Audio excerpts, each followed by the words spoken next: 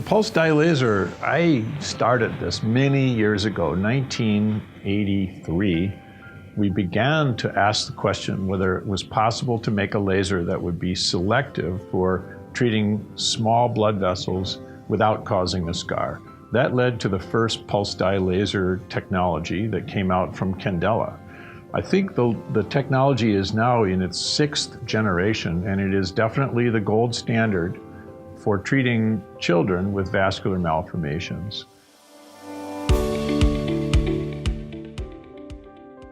Well, for multiple reasons, it's a superb device in the sense that it's extraordinarily reliable in my own personal experience. It's very well designed and ergonomically very, very easy to use.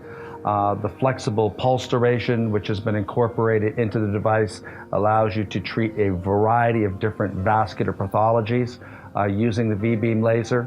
For example, for infants and young children, we use very, very short pulse durations to treat the vascular birthmarks, whereas with adult patients who have other vascular types of problems, we use much longer pulse durations.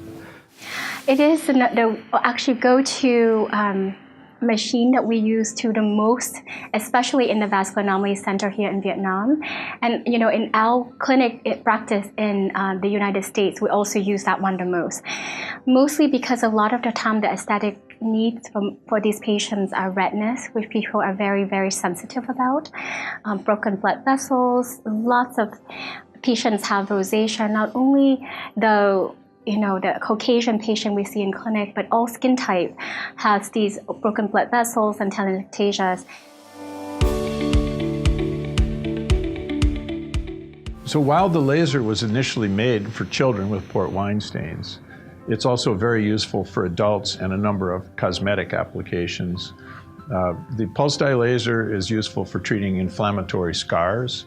It's my favorite treatment for rosacea, which is a adult medical condition, and telangiectasias. As we age, we get exposed to sunlight. That's what makes us look old.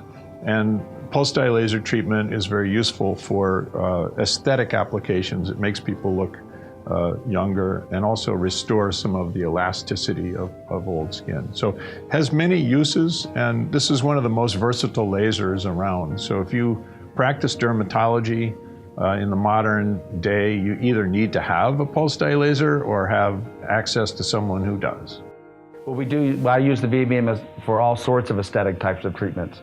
Primarily in my own practice, it's for the treatment of rosacea with telangiectasia as well as background erythema.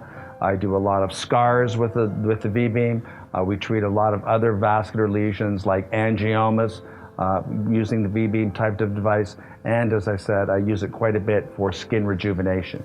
We use it in our clinical practice to do what we call photofacial or skin rejuvenation, where we use the VBeam laser to treat the entire face.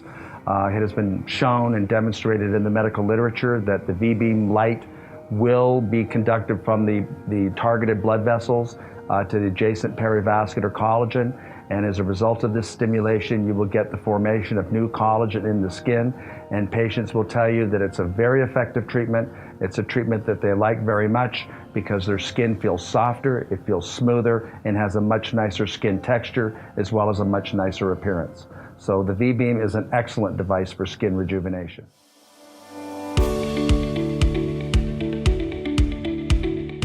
The original laser has improved.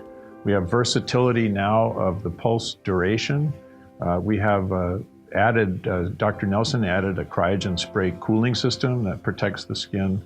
So over the years, what was originally primitive technology has become truly the gold standard.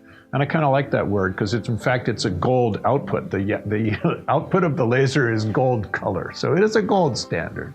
The other advantage of the VBeam is that it has incorporated the cryogen spray cooling or the dynamic cooling device.